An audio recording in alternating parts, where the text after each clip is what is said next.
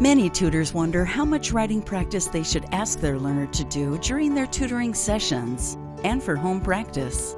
They might struggle to find interesting writing activities that are immediately relevant and meaningful to their learners' lives and at their skill level. Some learners resist working on writing, preferring to focus on reading activities. Some say they don't need or want to write in their everyday lives. Others believe they have nothing to write about. Writing is useful for many reasons. Most people write every day for practical and commonplace purposes. We use writing in our family, work, and community lives, as well as for our own individual interests and needs. It can be helpful for tutors to introduce learners to activities that not only help them build their writing skills, but also make their lives easier. Experienced writers know that the best way to improve their writing is to write. In the case of writing, practice really does make perfect. Writing practice is especially effective when someone provides immediate feedback and guidance, as tutors are able to do in tutoring sessions. The best way for learners to improve their writing skills is to have the opportunity to practice writing and receive feedback on it in every tutoring session. In this video, you'll see a tutor and learner working on meaningful, real-life writing activities that relate directly to their learner's life and that they can use immediately. In Chapter 1, you'll see the tutor and learner discuss the purpose of writing down what the learner wants to say during a call to a doctor's office. In Chapter 2, you'll see them write a draft from lists they create of the topics the learner wants to cover during the call. In Chapter 3, you'll see the learner use the draft as a script to practice the call. You'll see how the learner and tutor revise the draft after the learner reads it aloud and identifies changes that need to be made.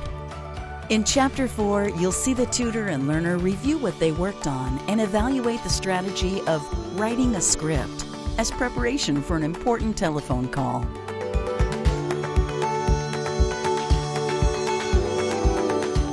Well, good morning, Hyunji. Good morning, Diane.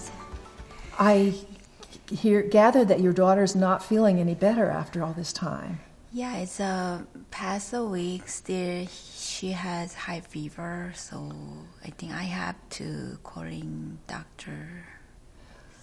Okay, and you mentioned that you wanted to plan that conversation before you actually call. Yeah, I need that. So, I need to make a list. We're going to practice writing by making that list for you. Okay. So what do you need to tell the doctor? What's happening with your daughter this week? She visited doctor office last week, but her fever is still going. Okay, so she still has a fever. Yeah, around over 100 degree. Okay. So I have no idea. I tried to took a shower and then I tried to give medicine Tylenol, and then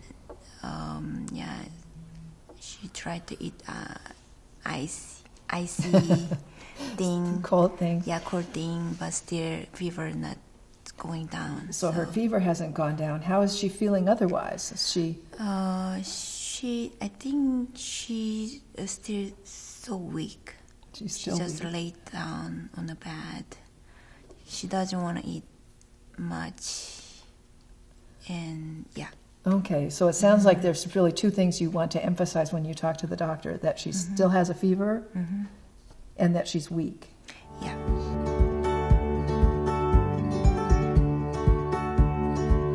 So why don't we make a list with those things? Okay. So first, she has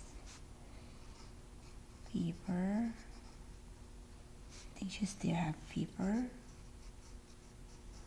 And then she is weak. And then... Not hungry. Yeah, not hungry, right? Not hungry. So, how can I do? Okay, so you'll want to tell the doctor those things. And then, what do you need to know? Yeah. What should you do? What should I do? Okay. And does she need to go to doctor office, maybe? Does she need to go back to the doctor? Does she need to back to the doctor?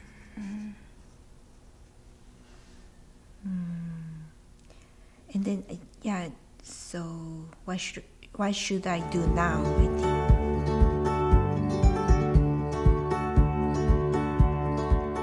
Okay, so we have a list of things to tell the doctor and some questions to ask the doctor. Yeah. But you know when you call, you probably won't be able to talk to the doctor right away, and you probably first will have to leave a message. Okay. So let's practice that so that you can be comfortable just saying the things you need to say and saying it crisply and quickly and not worrying too much about it. Okay. So you're going to identify yourself and you're going to identify your daughter. Say, this is about Sarah. Okay. And then you're going to tell her these things. So let's just practice. Pretend that you've called and you're leaving a message. Okay. Hi, Dr. Brown. This is Sarah's mom. Sarah still has fever. She is weak. She is not hungry. What should I do now? Does she need to back to the doctor office? I think I have to say something Say, more. please right? call me. Please call me. Yeah. Then is a phone number, maybe. Yeah. I don't know. Well, I think that went really well, very smoothly and clearly. So let's just rehearse one more time. Yeah. And at the end, we'll give you your phone number. Okay. Yeah. Okay, let's try again. Okay. Hello, Dr. Brown. This is Sarah's mom. She still has fever. She is weak. She is not hungry. What should I do now? Does she need to back to the doctor office? Please call me. My phone number is 510-555-9751. That's very good, and that'll be very clear, and that should get you a good answer. I want to suggest one thing that we might want to change. This doesn't have to be grammatically perfect. It just needs to communicate. Okay. But I think it might be clearer if you said, does she need to go back to the doctor's office? Put that verb in there, need to go. Need to go back. Need to go, yeah, you're right. That's where it goes. That's correct. Back to the doctor's office. So you want to try it one more time with that? Yeah. Hello, Dr. Brown. I'm Sarah's mom. She still has fever. She's weak. She's not hungry. What should I do now? Does she need to go back to the doctor office? Please call me. My phone number is 510-555-9751. Thank you. Excellent. That's very, very good. So I think you're ready to actually make the phone call. Before we go on to that,